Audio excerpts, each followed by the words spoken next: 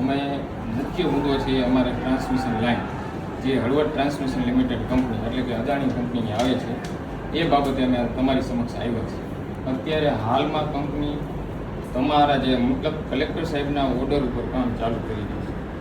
કોઈ પણ પ્રકારનું વળતર અત્યારે આપ્યું નથી અને જે વળતર આપવા માગે છે એ પરિપત્ર પ્રમાણેની માગણી એટલે એની આપવાની વાત છે અને ખેડૂતોને પરિપત્ર પ્રમાણે વળતર સ્વીકાર્ય નથી. કેમ કે જે ટેલિગ્રાફ એક્ટ 1885 કલમ 16 હેઠળ હુકમ થતો હોય 16 હેઠળ તમારા તરફથી જો અમારા ખેતરમાં કામ કરવાની મંજૂરી મળતી હોય તો એ કાયદા મુજબ ખેડૂતોને વળતર શું કામ? કંપની જે આ ટ્રાન્સમિશન લાઇનનો પ્રોજેક્ટ છે કેન્દ્ર સરકારનો છે. લાયસન્સ લેવું હોય સીઆરસી હોય કે કલમ 164 હેઠળનું એપ્રુવલ લેવું હોય કેન્દ્ર સરકારમાંથી હોય બધી મંજૂરી લેવાની. ત્યારે વળતર દેવાનો પ્રશ્ન આવે ત્યારે પરિપત્ર અને કાયદાની જોગવાઈ એ મેન્ડેટરી હોય બધાને માન્ય કરવી પડે અને પરિપત્ર એ કાયદા કરતાં ઉપરવટ નથી.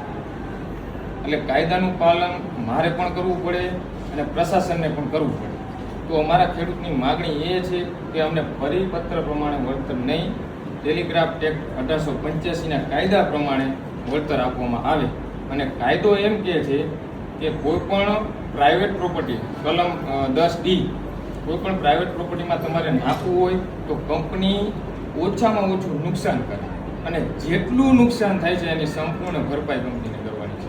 કેન્દ્ર સરકારની સાહેબ ગાઈડલાઈન છે SOP જે 2024માં આવી એમાં પોઈન્ટ નંબર 9માં સ્પષ્ટ ઉલ્લેખ છે કે 1 હપ્તે અને એડવાન્સ પેમેન્ટ દેવાની વાત છે.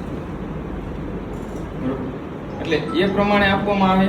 અને બીજું કે જે 67 મીટરનો કોરિડોરનો અહીંથી હુકમ થાય છે સાહેબ, તમે આખા સર્વે નંબરનું હુકમ નથી કરતા. હવે મારું ખેતર 50 વીઘાનું હોય તો તમે 50 વીઘાનો 16 હેઠળ હુકમ નથી કરતા સાહેબ. 67 મીટરના પટ્ટાનો હુકમ કરો છો. એની બહાર અમારી ખેડૂતોની અને કંપનીની સહમતિથી કામ થાય. એને આવવું હોય તો ભલે કે જે કંઈ એને સામાન મૂકવું હોય તો ભલે.